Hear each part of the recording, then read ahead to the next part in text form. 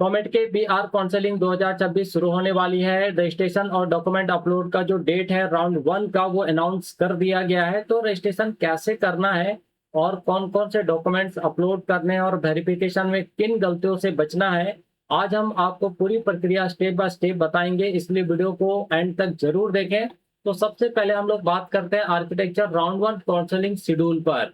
तो देखिए B R counselling का जो शेड्यूल है राउंड 1 का, उसका रजिस्ट्रेशन एंड डॉक्यूमेंट अपलोड का जो स्टार्ट डेट है वो आपका है 22 जून। ठीक है, तो 22 जून को शाम 3 बजे से जो है आप रजिस्ट्रेशन कर पाएंगे और डॉक्यूमेंट अगर अपलोड करना है तो आप उसी टाइम से डॉक्यूमेंट भी अपलोड कर सकते हैं।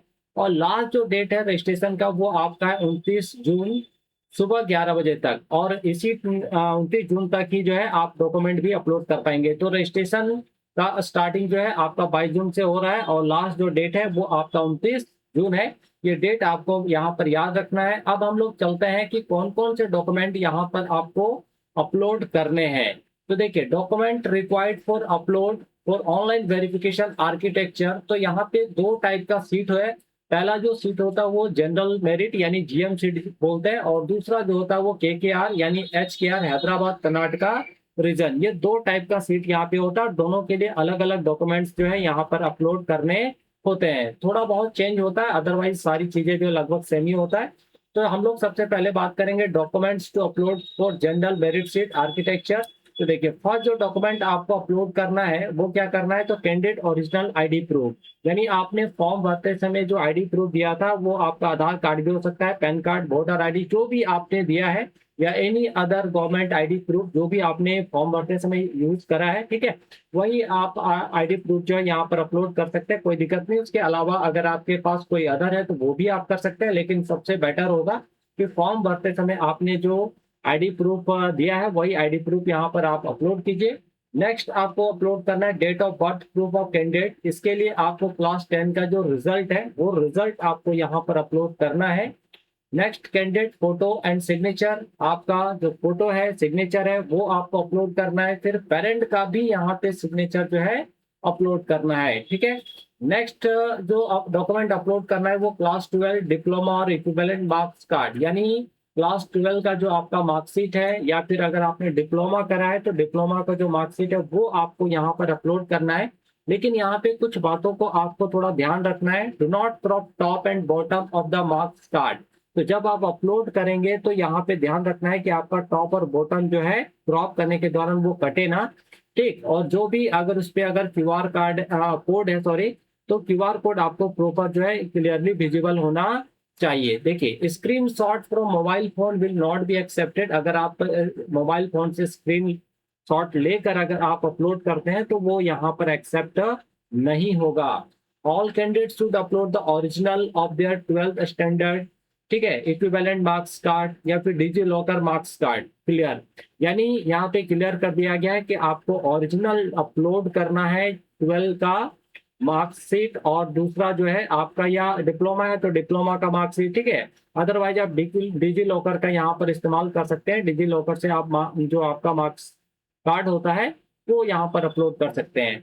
Candidates who do not have their original marks card, मान लीजिए आपके पास ओरिजिनल मार्क्स कार्ड नहीं है यानी रिजल्ट नहीं है, और डिजी लॉकर मार्क्स कार्ड अगर आपके पास नहीं है तो should download the marks card from their board website. तो आपको करना क्या है, आप जिस भी बोर्ड से एग्जाम दिए उस बोर्ड के वेबसाइट पर जाना, वहां से आपको जो अपना रिजल्ट डाउनलोड करना है और उस पे सिग्नेचर और मोहर लगाना है। किनका, तो प्रिंसिपल का, आप या फिर इंस्टीट्यूट, जिस भी इंस्टीट्यूट में आप पढ़ते हैं वहां के प्रिंसिपल का मोहर और सिग्नेचर आपको लगा के उसको जो है अपलोड करना है। और अगर ये भी नहीं हो पा रहा है तो अपलोड प्रोविजनल मार्क्स कार्ड, है ना, आप प्रोविजनल मार्क्स कार्ड भी यहाँ पर अपलोड कर सकते हैं।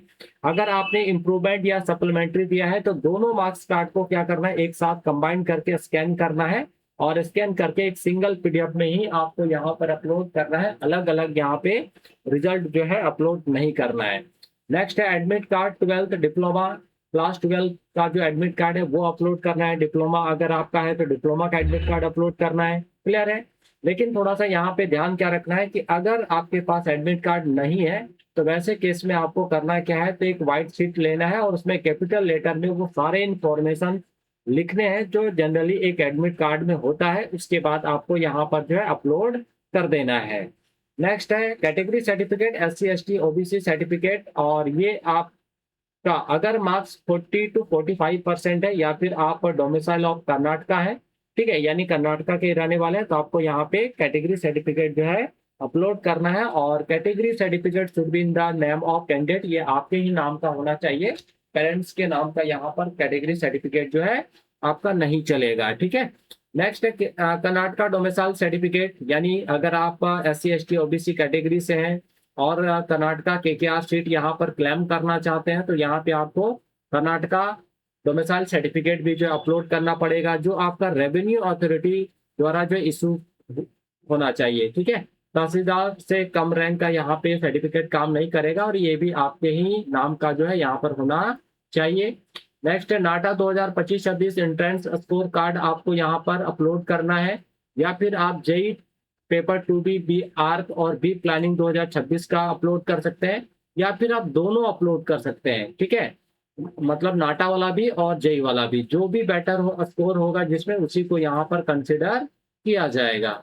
अगर आप OCI या PIO कैंडिडेट है तो यहाँ पे आपको डेक्लेरेशन अपलोड करना पड़ेगा, और अगर आपका एज 17 ईयर से बिलो है तब भी यहाँ पे आपको एक डेक्लेरेशन जो है अपलोड करना पड़ेगा। क्लियर है? तो ये सारी चीजें हैं किसके लिए, तो GM सीट के लिए, है ना, यानी GM मेरिट के लिए। अब हम लोग यहाँ पर आगे बढ़ते हैं और बात करते हैं KKR के लिए, ठीक। तो देखिए वही ओरिजिनल ID प्रूफ आपको अपलोड करना है ना।